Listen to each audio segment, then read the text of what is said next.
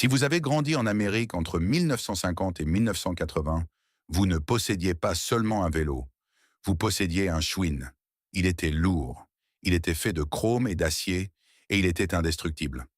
Le Schwinn Stingray n'était pas juste un jouet, c'était un passeport pour la liberté. Le Schwinn Varsity n'était pas seulement un vélo de route, c'était un char que vous pouviez faire passer à travers un mur de briques, et le mur aurait perdu.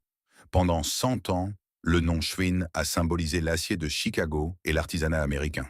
Aujourd'hui, vous pouvez toujours acheter un vélo avec l'autocollant Schwinn sur le tube diagonal chez Walmart pour 200 $. Mais c'est un mensonge.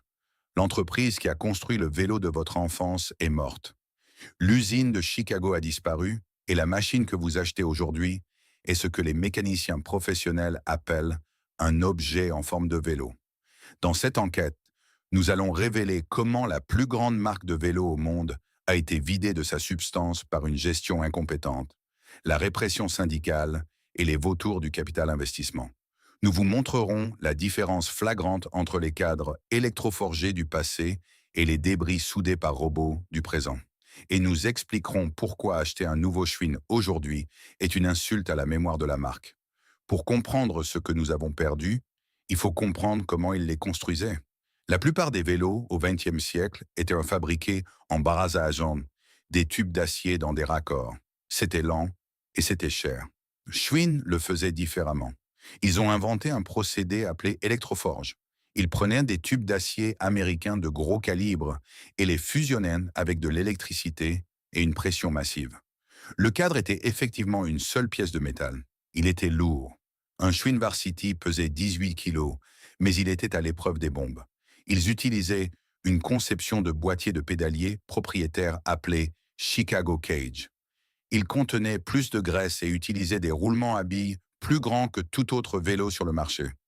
Vous pouviez laisser un Schwinn sous la pluie pendant 5 ans, le sortir de la boue, gonfler les pneus, et il roulait toujours. Cette qualité en a fait la force dominante de l'industrie. À leur apogée, Schwinn vendait 1 million de vélos par an. C'était les General Motors du vélo.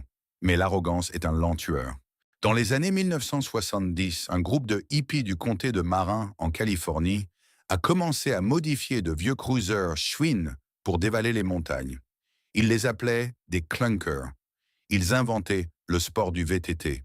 Ils sont allés chez Schwinn et ont dit « Vous devriez construire un vélo pour ça ». La direction de Schwinn, assise dans ses bureaux en gratte-ciel à Chicago, s'est moquée d'eux. Ils ont dit que le VTT était une mode passagère. Ils ont refusé d'innover. Alors, des entreprises comme Specialized et Trek sont intervenues et ont pris le marché. Au moment où Schwinn a réalisé son erreur, il était trop tard. Ils avaient perdu leur cool factor. Simultanément, l'usine était en guerre. Les ouvriers de Chicago savaient que les machines étaient obsolètes. Ils savaient que la direction était incompétente. En 1980, ils se sont mis en grève. Au lieu de résoudre les problèmes, la direction de Schwinn a décidé d'externaliser.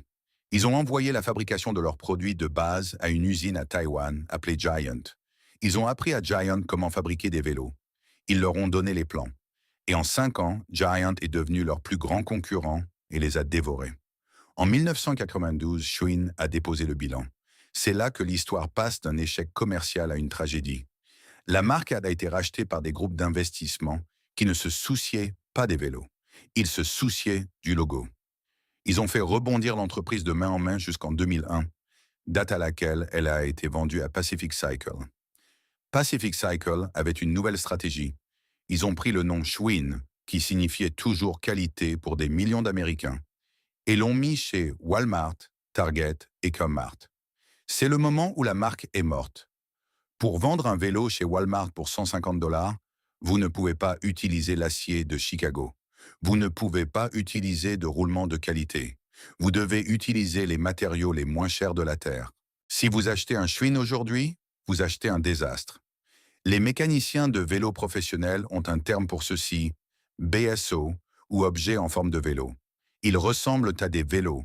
Ils ont des roues et une chaîne, mais ils ne sont pas conçus pour être utilisés. Ils sont conçus pour être vendus. Les cadres sont faits d'acier mou de mauvaise qualité qui se plie sous la contrainte.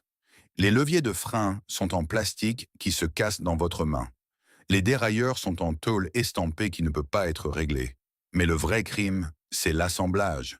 Ces vélos ne sont pas assemblés par des mécaniciens. Ils sont assemblés par des magasiniers payés à l'unité. Nous voyons des fourches avant installées à l'envers. Nous voyons des guidons desserrés. Nous voyons des freins qui n'arrêtent pas le vélo. Ce ne sont pas seulement de mauvaise qualité, ils sont dangereux.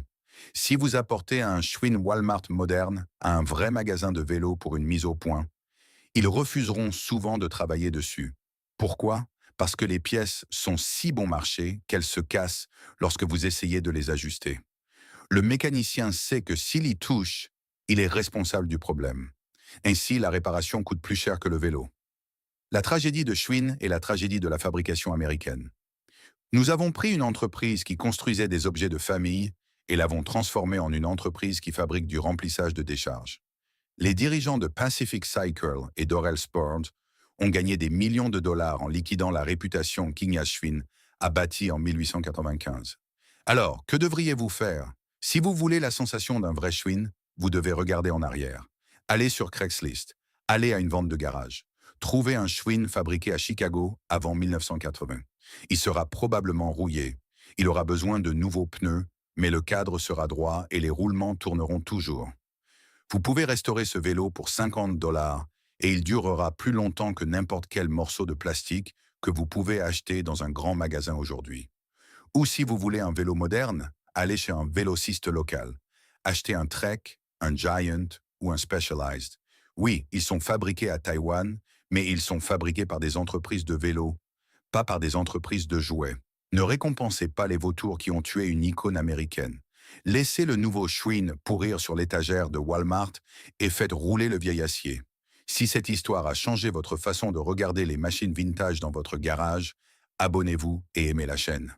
Nous découvrons l'histoire qu'ils ont essayé d'enterrer. Maintenons l'héritage en vie. Notre prochaine enquête sur les icônes du passé arrivera bientôt.